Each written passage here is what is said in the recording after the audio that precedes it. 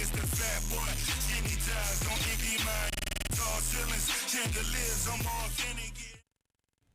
Hello and welcome to Rebel Watch. I'm Browning Stubbs with Kelsey Davis, Colin Cody, Madison Amon. Guys, it's LSU week. Magnolia Bowl coming this Saturday at Vaught Hemingway Stadium. I'm real excited. It's going to be a great time. It's going to be a great atmosphere. Oxford's going to be crazy. Full. The streets going to be full of people, man. It's going to be crazy. You know, it's going to be a chance for Ole Miss to renew that last year's game against LSU. Ooh. Yeah, and you know what?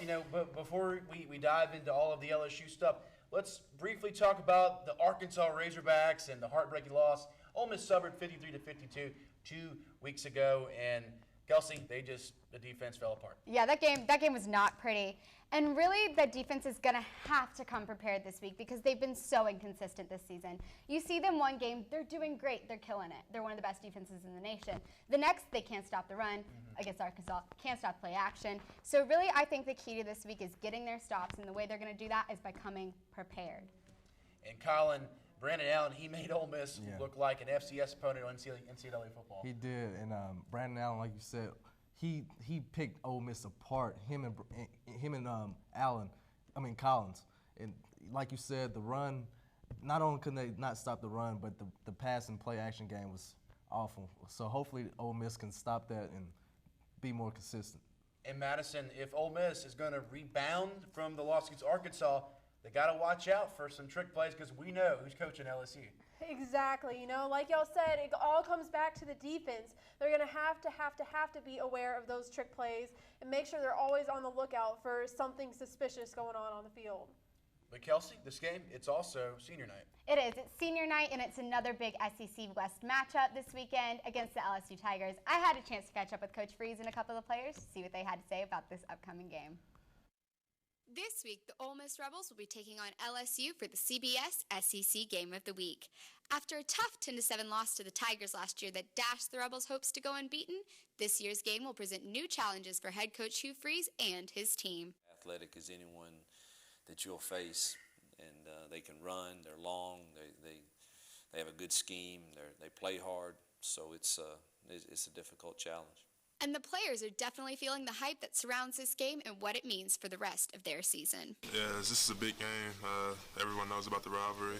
Both teams still got a lot on the line. You know, we're one of the top two teams in the West, so we know if we take care of this week and next week, we still have a chance. Even though the Rebels' last game ended in a heartbreaking overtime loss to Arkansas, they won't just roll over for the Tigers this weekend, as they believe they still have a lot to play for. This football team has fought too hard to put yourself in this position, to be relevant, and we love each other too dang much to respond out of anything but love and faith for one another, so take a darn stand. We still got everything we want right in front of us. You know, of course, we're going to need a little help, but we can only control what we can control. We got to go out and make sure we win these last two games and make a statement, and hopefully things fall our way, and hopefully it'll work out for us at the end of the season. Ole Miss and LSU will be facing off here in Vaught Hemingway Stadium at 2:30 p.m. on Saturday. For Rebel Watch, Kelsey Davis. Oxford native Jeremy Liggins originally signed with LSU at Lafayette High School, but eventually found his way to Ole Miss. Shannon Deloche has more.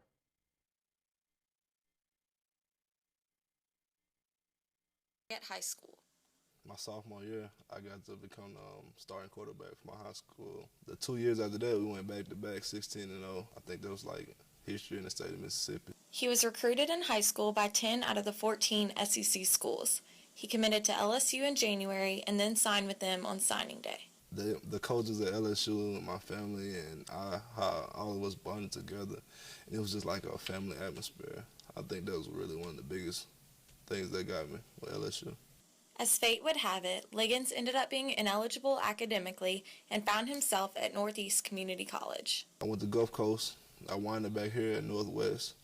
I just took classes here for like a semester. Then the following semester, I went to Northeast. Now I stayed there 2 semesters. I played a season. After I got done at Northeast, all the coaches noticed that I was eligible to come back to D1. And it was a lot of schools trying to get me to come play. Once he finished at JUCO, he committed to Ole Miss and returned to his hometown, something he says was all part of God's plan. I just left it in his hands, prayed about it, and Ole Miss is where I wound it up. It's been great so far since I've been here, Got Coach Freeze as a good leader, got a lot of good people around, teammates. And plus, we've been winning and doing good, so, I mean, that's something you always want, you know. The LSU Tigers will be here at Vaught-Hemingway Stadium on Saturday, and Liggins looks forward to playing the team that he was once almost a part of. Shannon DeLoach, NewsWatch. Hugh Freeze inherited a 2-10 program when he came to Ole Miss in 2011. Saturday, the seniors who turned the program around will be honored prior to kickoff. Quidden Smith reports. Justin Bell remembers what it's like to be 2-10. He also knows what it feels like to be contending for the SEC West title. You know, going from 2-10 to, you know, where we stand now. I mean, it was just extremely a lot of hard work, a lot of scrutiny. I feel like we're leaving a program. We came here and we were successful. No matter, you know, how things play out, we were successful. You know, we're leaving a place better than how we found it. So Bell will now be suiting up for his final game at Vaught-Hemingway Stadium, something that he has been thinking about for a while now. Well, the emotions that come to mind when I think about my last game in the Vault, they actually hit me probably about 3 or 4 weeks ago. It was just, of course, it's like a bittersweet feeling, you know, bitter because I'm gonna miss the atmosphere here and, you know, the connections that I made, you know, some of the friendships I made for life. Ole Miss and playing ball here actually prepared me for, you know, life itself. Bell isn't the only Ole Miss Rebel who will be playing his final game at home. Seniors Mike Hilton and Trey Elston are also experiencing similar emotions. It's kind of a bittersweet feeling, you know. It's an accomplishment to be a senior and getting ready to graduate, but it's also my last game as an Ole Miss Rebel in Vaught-Hemingway Stadium, so it can go either way. So it's going to be an emotional one for me, but a fun one also. It'll be a very sad, like I said, but I try not to think about it as much. You know, I just try to think about just getting the win from my teammates and just getting that chemistry. But it'll be a very emotional day for me.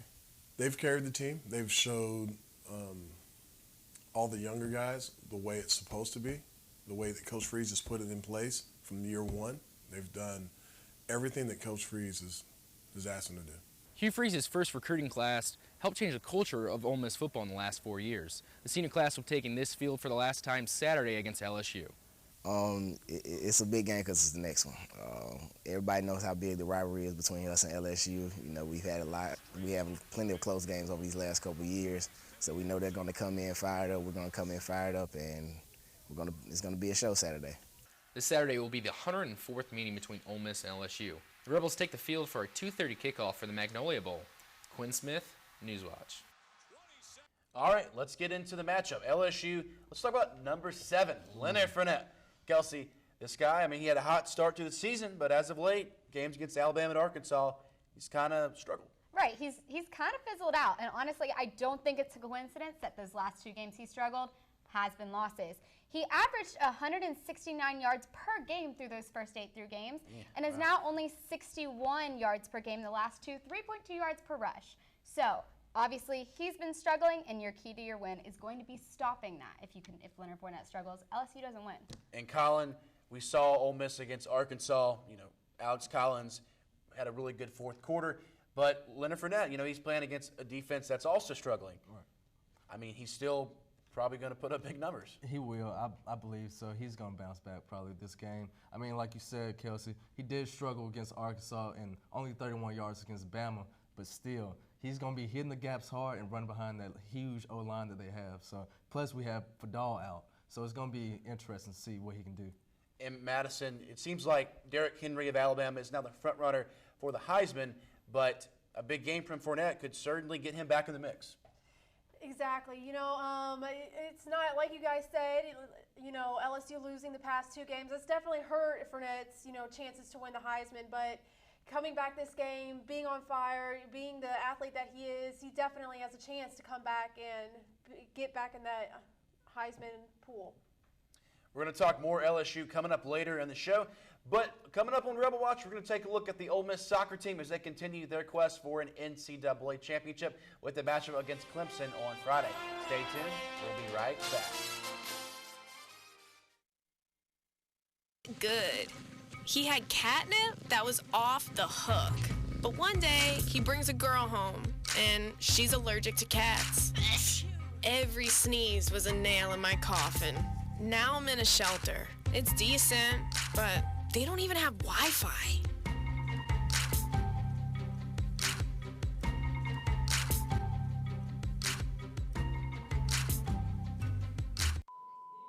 We gotta get back to the fundamentals.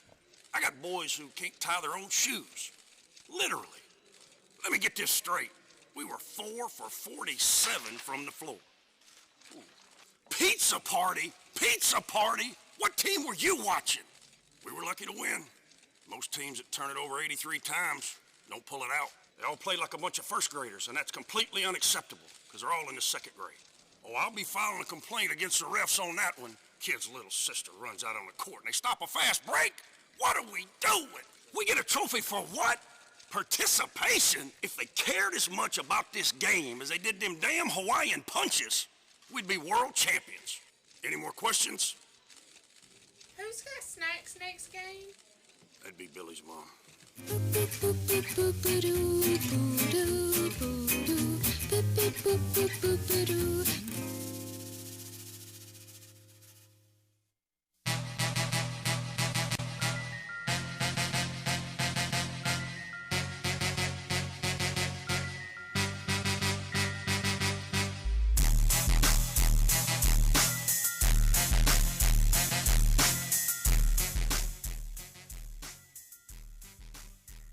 Welcome back to Rebel Watch. Earlier today, the Ole Miss women's soccer team left for Clemson for the second round of the NCAA tournament game. I was fortunate enough to visit the team yesterday before the big game. Let's take a look. Following last week's victory against Murray State, these Rebs are excited at a chance of making it to the Sweet 16. I'm from Charlotte, North Carolina, and Clemson is about 2 hours from Charlotte, North Carolina, so I will have a lot of friends and family there. Pretty excited to be playing near my home state. Lose, you're out. If you win, you're moving forward, so it's a high-stakes game, so I know that our fans and our family and our friends are just as excited as we are. You know, we battle injury, we overcome sickness, and we're still just so excited to play. I think that's what separates us from a lot of other teams. It's just a really special time. The idea that we're practicing today and we're one of 32 teams that get to practice today, it's just awesome for our group, awesome for our team, and we'll be excited to get on the road for sure. Versus Murray State, Ole Miss took 21 shots on goal, and they only came away with 1 point. Yet they are not worried about kicking the ball through the net against Clemson. I think that we just need to put the ball in the back of the net. Murray State played very defensively and kind of stacked the back, but we had a lot of good opportunities, and I think we just need to finish those opportunities and we'll be fine. Mainly through this tournament, we want to focus on playing Ole Miss soccer and doing what we do best, and that's possession and just doing all of the little things right and focusing on the details. You know, they have a great goalkeeper in Clemson, so we're going to have to beat her. We can't just shoot on frame and hope it kind of goes in. We're going to have to take shots that with the idea of we have to beat the goalkeeper. With the offense struggling to put points on the board, this team must rely on their savvy defense to not allow Clemson to get ahead. We're just going to have Jess, Liza, and Maddie Freeman keep doing what they've been doing. I think we've done defensively an excellent job this past year, and I can't wait to see how it translates into Friday night. Our defense has been so solid all season. I think one thing maybe dropping early to give a little bit of space. I think not get too tight to them so they can spin you or anything. So maybe just dropping off of them a little early. We got to kind of force them into the spaces that we want on the field and just be really good as a team defending. I think that's going to be a very key point to the game is how good is our total team defending. Now, Colin, you just talked about defense. I mean, is it such a bad thing to win a game 1-0 when your defense is pretty good? It's pretty good. I mean, the offense took, like I said, 21 shots on goal, but that back line is so strong. And I'm wanting to see what they do against Clemson. Clemson has some of the best forwards in the country. So, I mean, with Maddie Freeman and that back line and Hiskey, hopefully they can protect Marnie and make her night a little easier. Kelsey, 21 shots and only 1 goal. I mean, they've got to capitalize. Yeah, that's not the greatest percentage ever. With 21 shots, only 10 of those were actually on frame, but between 10 shots on frame, 3 corner kicks, and 8 fouls by Murray State, that's a lot of goal-scoring opportunities between your shots on goal and your set pieces. You've got to finish those. And you heard Coach Matt Mott say that they have a great goalkeeper over at Clemson. You've got to take shots with purpose, find the back of the net, and that's how you're going to win. In Madison, that they've got to own possession. Playing a team like Clemson, they're going to be probably the toughest team they played all season. You know, and like Kelsey said, you know, they have these opportunities and they're going to have to take them. You know, ball control is going to be a huge issue, and it has been all season for the Rebels, so they're definitely going to have to focus on that. Well, can't wait to see Ole Miss soccer. Hopefully they'll get the win over the weekend. Now the Lafayette High School girls soccer team played action against Oxford the other day, Madison. Yes, and you know the girls had a great start to the season. You know, they took on the crosstown rival Oxford last night and continued their undefeated season. It was a windy night at William Buford Stadium as the Lafayette girls soccer team took on the Chargers in the crosstown rivalry game. Oxford had a great start to their game with their one and only goal by Allie Schnall. However, after that, the Commodores took over. While the Oxford defense held them throughout most of the game, the Commodores came back fighting and wouldn't be overcome. Allie Hofton's goal towards the end of the game sealed the deal for Lafayette as they would later win 2-1. You know, I don't know if it doesn't have to come down to her, because you can even tell that, you know, she's, you know, even down here at times she would get down to the flanks and she'd put the ball across the middle and was able to try and find some other people too. So it's not like, you know, it's all about her. She just wants to win. She doesn't care if it's, you know, her putting in the back of net or if it's anybody else. I think that everybody's out for the same goal. They challenge us in ways that, you know, other teams can't, and I think that's why we love playing them. Of course, it's a huge rival as well, but just being able to expose us and to see where our weaknesses are, that definitely came out tonight, and I think it's things that we can fix, and we're just going to go back tomorrow and keep working. I mean, we can't take a day off. You know, we've shown a lot. We showed a lot of grit tonight, a lot of heart in the second half to fight back the way we did in challenging conditions, and you know, we can look forward to, you know, pushing forward. Now in the high school football, with Lafayette eliminated from playoff contention, we now focus our attention on the Oxford Chargers. When Rebel Watch returns, our workhorse David Kennedy got the chance to sit down with Charger head coach Johnny Hill. Rebel Watch will be right back. Todd's a great guy. I mean, look at him. What a sweetheart. Attaboy. Wait, Todd, what are you doing? How totally selfish and un-Todd-like of you. Come on, Todd. Come on, man.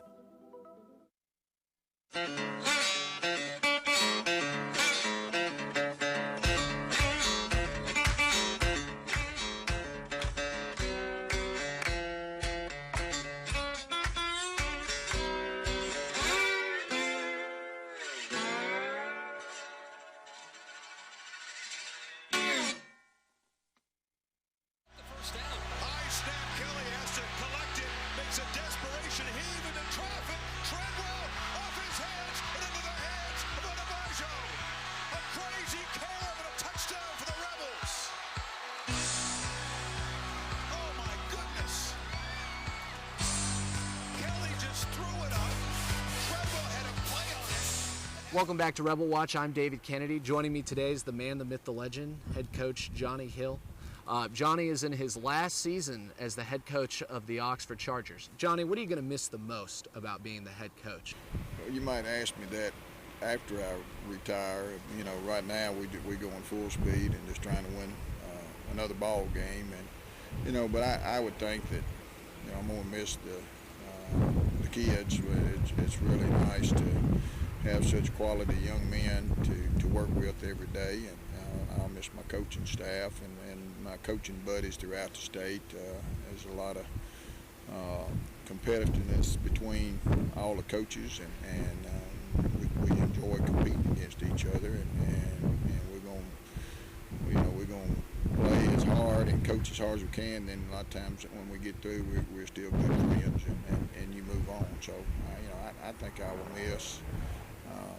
I'll miss a lot of that, the planning, the practice, the games, the high points of coaching football, and even some of the low points of coaching. Now, Johnny, you've won a lot of football games. You've produced a lot of Division I recruits, and you know, you're a big name in the community here. But what do you want to be remembered for? Well, you know, that's another good question. I would say that someone that blue-collar worker that worked hard, didn't leave any stone unturned, tried to do every angle and take every advantage that you could. Now, you know, the last 2 seasons hasn't been, you know, the fairy tale ending that you've wanted it to be. You've won state championships at other schools. What is it going to take to finally come through and bring Oxford its first ever? high school football state championship?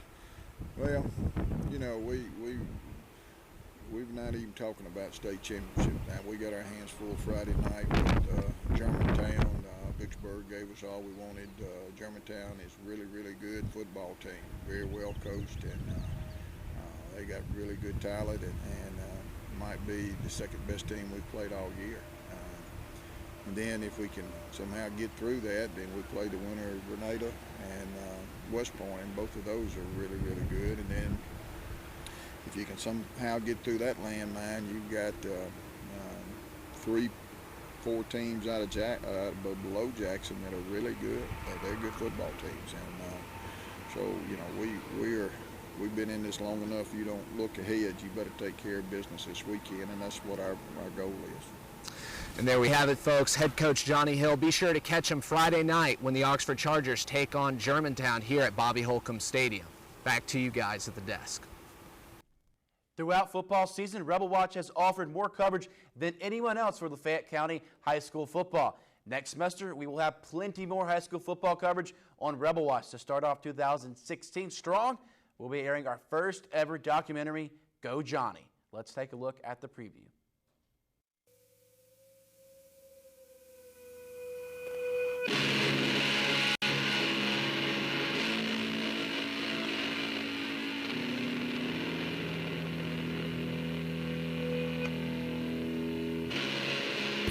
Football is a game that you're going to get knocked down, and you're going to make a mistake, whether you miss a tackle or you miss a read or you blow a coverage or miss a block. Those things are going to happen, but you can't cry over spilt milk. You got to get up and go again. Shoe to my regular cleats, and just somehow I got the picture. Coach Hill really set the bar as a head coach, in my opinion, because a coach not only taught you how to play a game, he taught you how to be a better person, and he was really good at that. He was a role model, somebody you could look up to and go to if you needed anything. I started playing football when I was 11. If my math right, that's 50 years of football I've been involved with. And that's every day, all my life, and I love the game of football, still love it, and still enjoy coaching, still enjoy that. But it's really time for me I've got a lot of grandkids. There's some things that I want to do that I can't do because as a coach and AD, you don't have time to do those things. Go Johnny, a RebelWatch production, coming this January. As the Johnny Hill era comes to an end, the Chargers continue to make one last push for him in the playoffs. Friday, they will take on Germantown High School of Madison, Mississippi, while their rival, the West Point Green Wave, will play against a tough Grenada team. Now, guys, let's talk more about this Oxford Chargers team. Kelsey, their defense, they've kind of been, giving up a lot of yards lately. Right, so I think that they really, if they plan to win this game, they need to improve in the secondary. With a Devin Rocket and DQ Thomas, their safety, they both need to play more aggressively. If they want to win, the key is their secondary.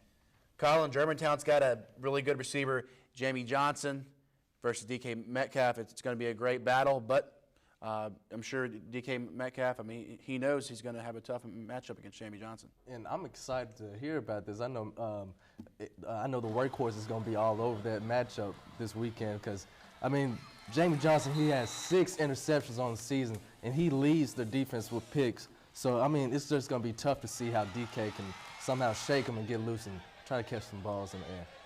Now, Madison, Oxford, they've blown out their last 2 games, but they've kind of gotten off to slow starts. Yeah, so, playoffs it's one game at a time. You got to win the game that you're on, and they're looking forward to West Point, which would be the team that they would be playing after this game this week. So, Coach Hill has definitely been on the guys this week talking about how they just need to focus on this game. It's just one game at a time, and in order to get to West Point, they have to focus on Germantown.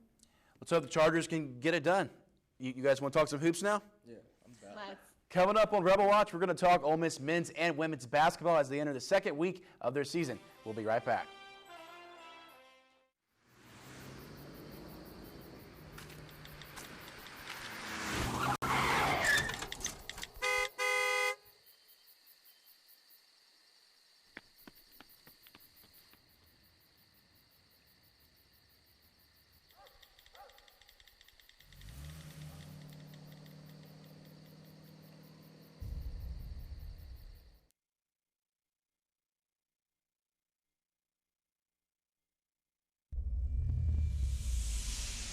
I feel like last year, really, we didn't get what we should have. We didn't do what we should have. We didn't have what we needed.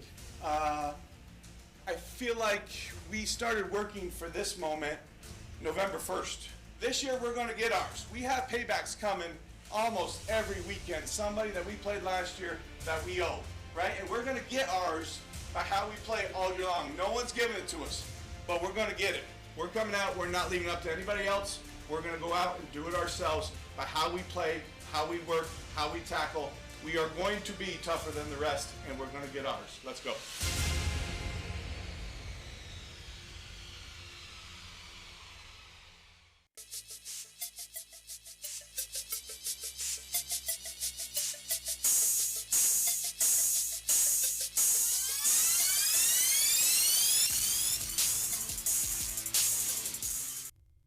Welcome back to Rebel Watch. Let's talk some hoops.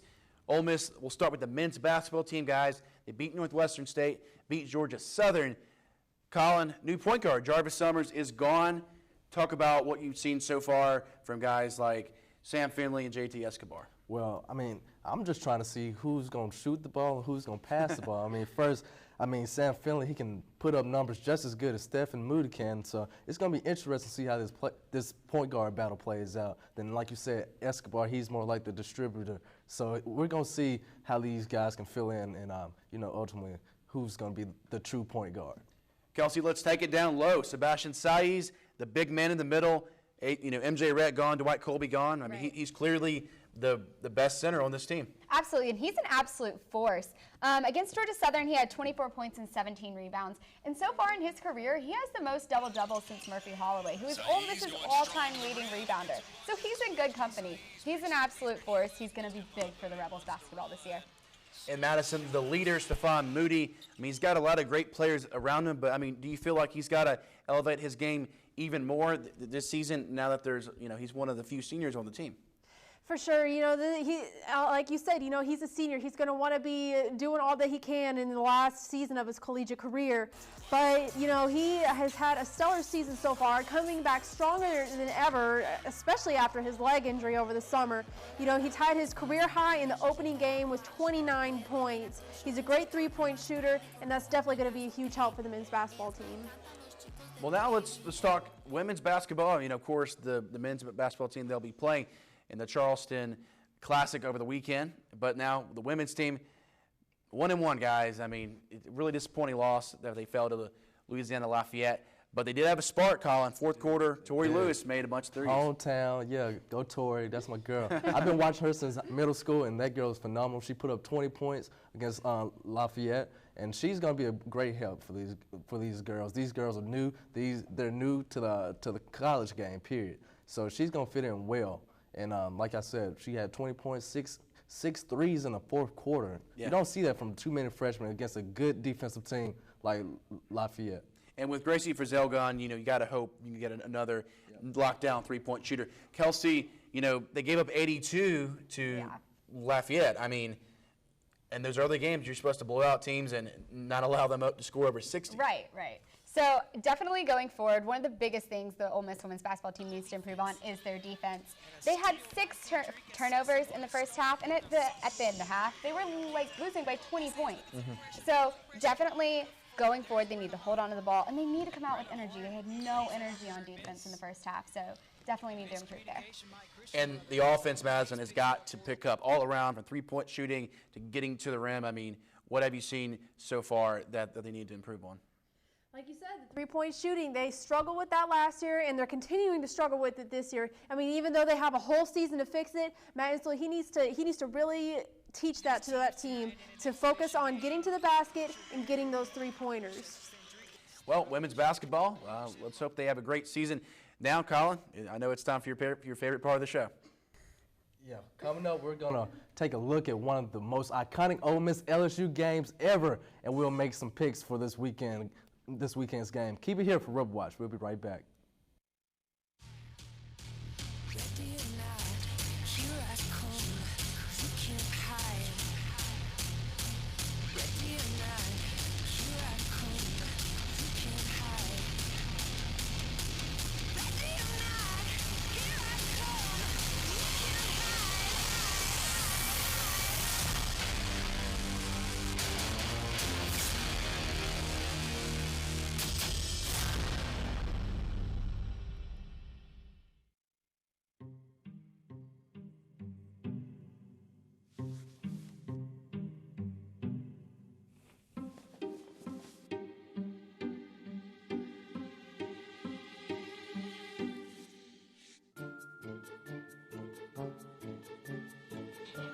The smallest moments can have the biggest impact on a child's life. Take time to be a dad today. First down. High snap. Kelly has to collect it. Makes a desperation heave into traffic. Treadwell off his hands and into the hands of Onabajo. A crazy curve and a touchdown for the Rebels. Oh my goodness. Kelly just threw it up. There's no question there's a lot of history between Ole Miss and LSU, and many experts believe that the 1959 matchup was one of the greatest college football games ever, as it featured two undefeated squads in number 1 LSU and number 3 Ole Miss. It was in that game that one of the most iconic moments between the two teams took place. John Chicoli has more. It was a showdown between two undefeated SEC powerhouses and two very bitter rivals. It was Halloween night in 1959 that ignited the fierce rivalry between Ole Miss and LSU. But a play between LSU's Billy Cannon and Ole Miss punter Jake Gibbs will always be remembered. Ole Miss, he stands on his own 28. He gets a pass from center, he boots it and gets another nice kick away going way downfield. Billy Cannon watches it bounce. He takes it on his own 11. He comes back upfield to the 15, stumbles momentarily. He's at the 20, running hard at the 25, gets away from one man to 30, still runs at 25. Cannon's 89-yard return lifted number 1 LSU to a 7-3 win over number 3 Ole Miss. Gibbs thinks about the play often and how Cannon countered his strategic punt. They had a rule that do not field the ball within the 15-yard line.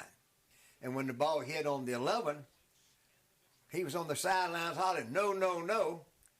Then when Cannon broke 1 tackle, broke 2 tackles, broke 3 or 4 tackles, he was saying, go, go, go. On Ole Miss's next possession with 10 minutes to go, quarterback Doug Elmore drove the Rebels to the 2-yard line with 18 seconds left. On 4th and goal, Elmore was stopped by no other than Cannon to secure LSU's win. Oh, it hurt us. And you never seen a bunch of players cry like babies in that locker room. It was unbelievable stuff. You can't describe the feeling in there. You felt like you should have won a game. We didn't win it. We didn't know we were going to have another opportunity to play them again. On January 1st, 1960, the two teams met again in the Sugar Bowl. With the pressure on the Tigers, the Rebels dominated with a 21-0 victory. So it was two teams that respected one another. The universities respected one another. But when it came to playing, you got with it. The two games against one another that season sparked a rivalry that is still well alive today. And the fans love it. They can't wait for this game. You'll see a lot of LSU people up here, too, in that purple. Our fans support our team on the road good, too, so they'll have people here. All right, fast forward 2015. Ole Miss LSU, keys to the game. Let's get to it. Colin, we got to talk about stopping number 7 in white. Fournette, he is still a beast. I don't care what is said about Fournette, he's still my top contender for the Heisman this year. Over Derrick Henry. Over Derrick Henry. You've lost it. You're lost right. it, but it's What? fine. You're kind of on your own there. All right. I mean, I'm just letting you know he's going to hit those gaps hard, and he's going to make a noise when he stumps into Oxford. Just watch. You know, we got the top running back in the SEC, top quarterback in the SEC, Chad Kelly. Right, so he might be all about the LSU offense. I'm all about the Ole Miss offense. I think they produced their best when Chad Kelly is not turning over the ball. You saw in Arkansas last week that the offense was moving the ball so well. They looked very fluid. They were making big plays. And it's because, guess what? Chad Kelly didn't throw an interception. There were no turnovers. Exactly. And I think that for the Ole Miss offense to do their best, that's what has to happen. We saw Alabama, Madison. They shut down Fournette, shut down Brandon Harris. Can Ole Miss do the same thing? Well, you know, they're going to have to make Brandon Harris throw. They have to. And like we said earlier, the Rebels are not great at stopping the run, so they're going to have to be focused. They're going to have to be consistent. And with Fadal out this week, and Coach Freeze said earlier today that Denzel might be out on Saturday, they're going to have to just be focused and stop the run. Teams know that they can't throw, and, you know, with the no-fly zone that Ole Miss has, so stopping the run, huge. That's going to be tough for the Rebs. I mean, like you said, all those injuries on that team, I mean, how can you bounce back from that? Let's get to the picks. Kelsey? I'm taking Ole Miss 21-17. I think that it'll be a low-scoring game. Even though the Rebel defense has some injuries this week, don't shake your head at me, I think that they're going to be able to hold up. I think they're going to get it done. 21-17, Rebs. Do you not remember the Arkansas game? How many yards was put? I mean, this is going to be I have identical. faith, This is going to be Colin. I have identical. faith. All right, well, I'm rolling Ole Miss 38-34. It's going to be another high-scoring game, and I believe the Rebs going to get it done. Madison, do you have a different opinion? I'm going to have to disagree and pick against Ole Miss for the first time this season. She likes corn dogs, that's why. Well, that's a different story. But I'm going to go LSU wins this game 28-14. The defense having all those players out. And Leonard Fournette, how are they going to stop them without them? So, LSU. All right. I guess it's up to me. And, guys, I don't feel good about what I'm about to say. By the way, the two teams are playing right now. But before the season, I had Ole Miss 10-2. I'll be honest. Losing to Alabama, losing to LSU. I don't see LSU just choking and losing 3 in a row. I think they're still a very good football team. So is Ole Miss. But to me, too many questions defensively for Ole Miss. So I'm taking LSU 30-27. All right. It's going to be a great Magnolia Bowl, and I know we're all excited. Make sure you follow our Twitter account at @Rebel_Watch for live updates during the game. Thank you for watching, and we'll see you later.